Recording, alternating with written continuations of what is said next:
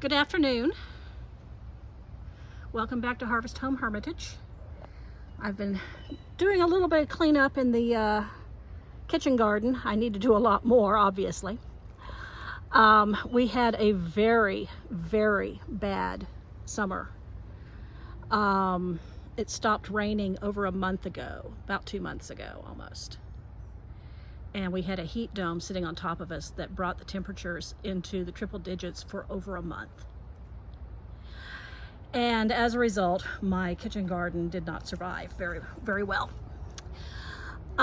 It has recently, the heat dome has shifted and the heat has moved.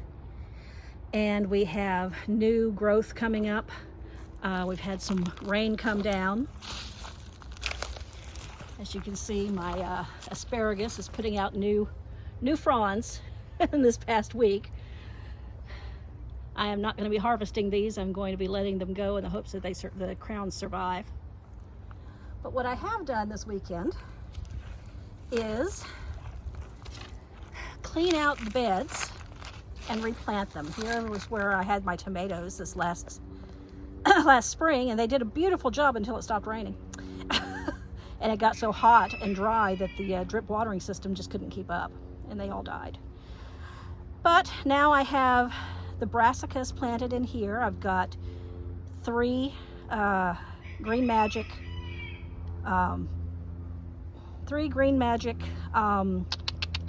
broccoli plants.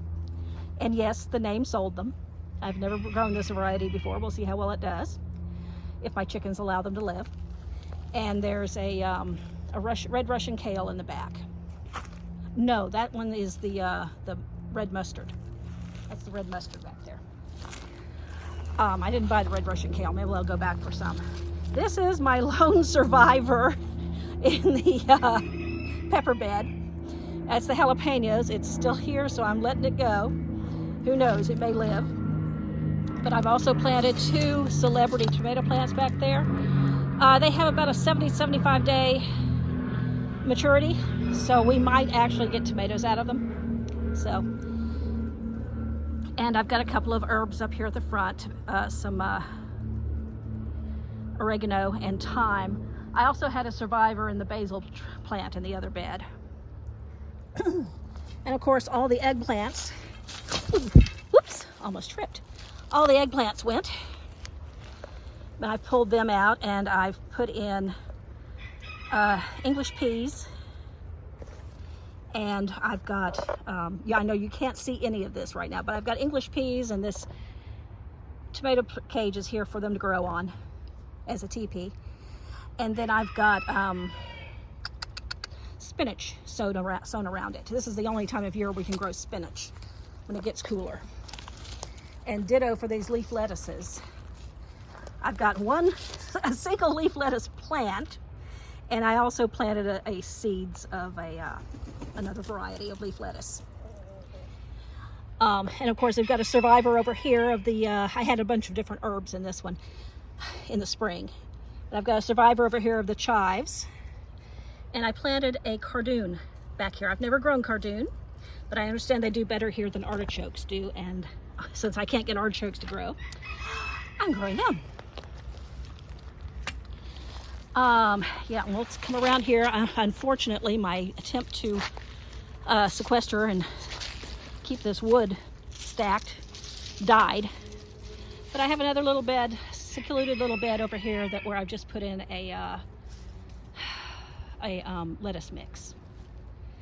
So hopefully the rain will keep up, and as the temperatures get cooler, I'll be able to keep up with the drip watering properly. And we'll get a little bit better luck with this garden than I had with the spring. Actually, the spring garden was great. The summer garden just went to pot. So I thought I'd let you see that.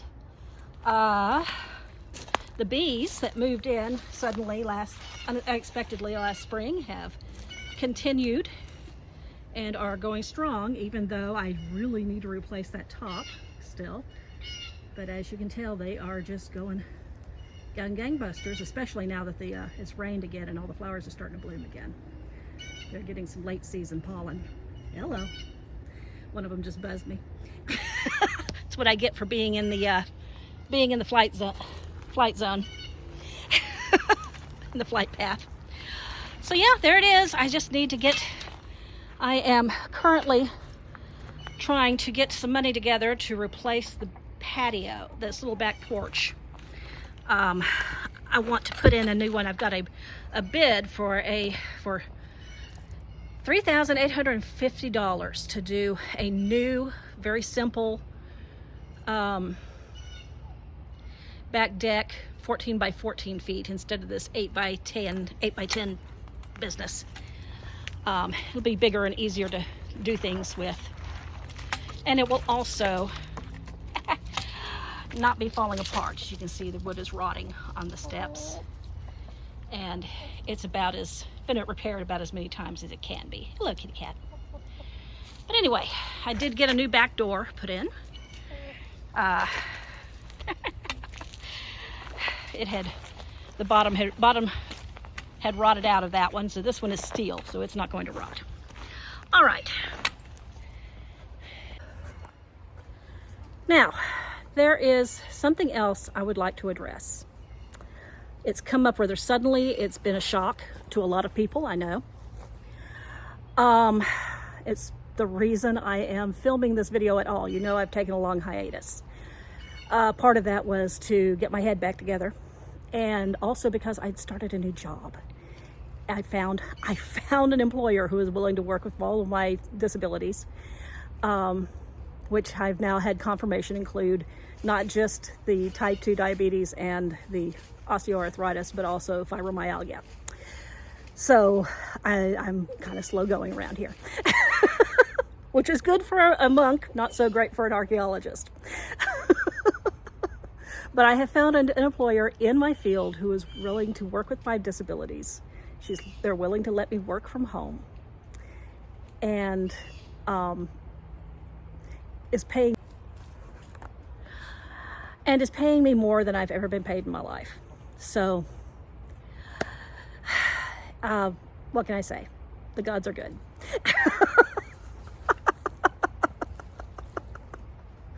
It was a complete shock. I had actually signed up for disability, and I was able, when they called to ask how I was doing and if I wanted to make any changes to my application, I said yes, I could withdraw it. So I was very pleased to be able to do that. But again, the reason I came back and started making these videos, and I want to say this, I'm not going to call out any names. I'm not in the naming and shaming game. I do want to say, for the record, I am not a TERF. I love the trans people in my life. I love the trans people who are not in my life. I happen to be a cis woman, but that's just a accident of biology. Just like being a trans person, a trans woman or a trans man is an accident of biology. Being a cis man is an accident of biology. There's nothing particularly, while I have no problem with being a woman, I love being a woman. A cis woman, especially. But yeah, like I said, I have no problems with it. I have no problems being called a cis woman. There is a certain garden blogger on YouTube who recently posted a rant about being called cis, and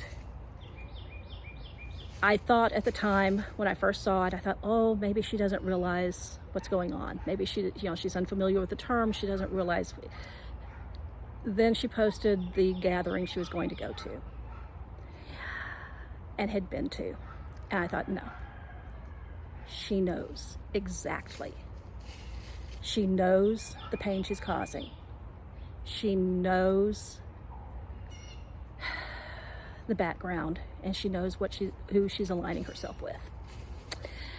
And I have, like I said, not naming and shaming anyone, but I have removed all of my likes and connections to her website. And we will not be posting there again. I will not be posting there again. Neither the Hermitage nor on my own personal page. So, but like I said, for myself, I'm not a TERF. You will not hear hateful rhetoric come out of my mouth. At no time in the history of humanity has the fighting of one group, one minority group, for the right not just to live their own lives, but to live, period. Never once has that impinged on the rights of other groups. And I'm here to tell you that right now. Never once. And it's not going to happen this time. So, like I said, everyone is welcome. Everyone is welcome to live their lives. Everyone is welcome to come and say hello to me if they want to. We're all walking this walk together. And I guess that's what I've got to say. Welcome, merry meet, and merry meet again. Blessed be.